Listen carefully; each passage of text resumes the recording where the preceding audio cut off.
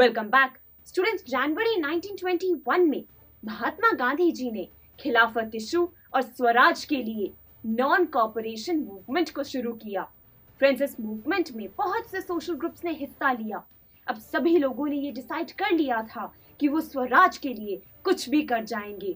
दोस्तों, यहाँ पर इंटरेस्टिंग बात यह है कि हर डिफरेंट सोशल ग्रुप के लिए स्वराज का मतलब ही अलग था। आखिर ये कैसे पॉसिबल है, इसी का जवाब हम आज के लेक्चर से ढूंढेंगे। तो फिर चलिए शुरुआत करें।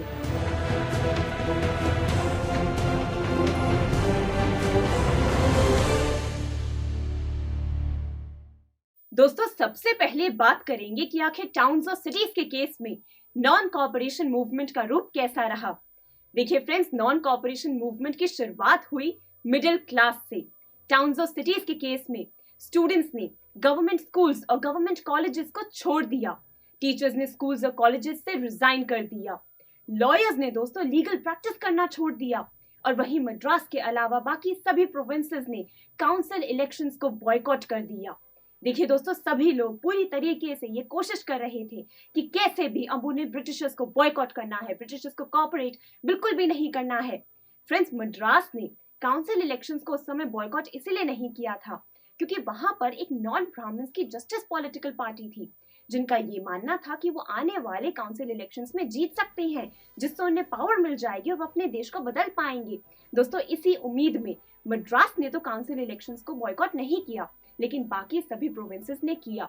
अब सभी लोग पूरी तरीके से कोशिश कर रहे थे कि उन्हें कैसे भी ब्रिटिशर्स को कॉपरेट नहीं करना है। अब अगर मैं इकोनॉमिक फ्रंट की बात करूं तो स्टूडेंट्स, नॉन कॉपरेशन मूवमेंट के इफेक्ट्स इकोनॉमिक फ्रंट पर तो और भी ड्रामेटिक थे।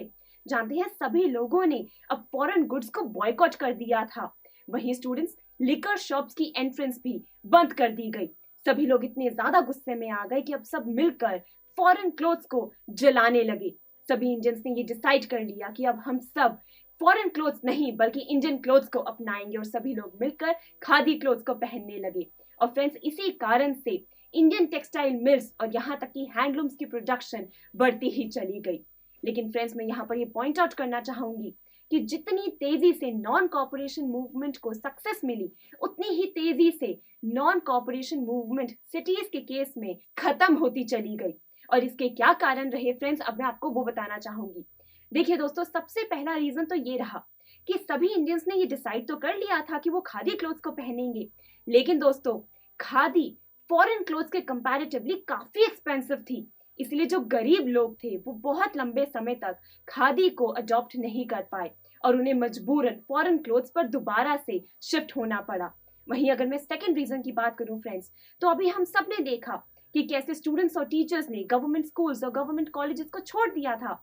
लेकिन दोस्तों, जब उन्होंने ऐसा करना छोड़ा तो उन्हें इस चीज की उम्मीद थी कि इंडिया में अब नए इंस्टीट्यूशंस को लाया जाएगा, परंतु ऐसा बहुत ही धीरे हो पा रहा था। और इसी चक्कर में स्टूडेंट्स को और टीचर्स को फिर से ब्रिटिशर्स के बनाए हुए स्कूल्स और कॉलेजेस को ज्वाइन करना पड़ा। वहीं लॉयर्स फिर से लीगल प्रैक्टिस के लिए ब्रिटिशर्स की बनाई हुई कोर्ट्स में ही जाने लगे। तो देखा दोस्तों कि आखिर नॉन कॉपरेशन मूवमेंट का रूप कैसा रहा टाउन्स और सिटीज में। देखिए, अगले लेक्चर से अब हमें ये पता लगाना है कि आखिर कंट्री साइड के केस में नॉन कॉपरेशन मूवमेंट के क्या इफेक्ट्स रहे। तो चलिए फिर फ्रेंड्स, मिलेंगे अगले लेक्चर में। आई एम श्योर स्टूडेंट्स, आपको ये वीडियो बहुत पसंद आया होगा। तो इसी तरह से एक मजेदार तरीके से अपने हर कॉन्सेप्ट को क्लियर करने के लिए डाउनलोड कीजिए PU Stack ऐप, जहां आपके लिए और भी कई सारे ऑप्शंस हैं, जैसे कि आपके लिए सैंपल पेपर्स हैं, back exercise solution, step videos and much more. So what are you waiting for? Download the app now.